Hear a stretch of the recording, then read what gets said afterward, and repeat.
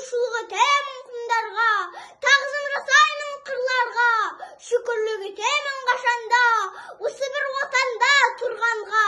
Жазы бар жалынмен жандырған, қысы бар аязға қандырған, көктеме балауса балдырған, ал күзі алып бір ақ қырман, ақ тәннен ақ нөсер жаудырған, күреңнен жаңалған тандырдан, көлденең көлбеген көкжиек, қыранның қанатын талдырған.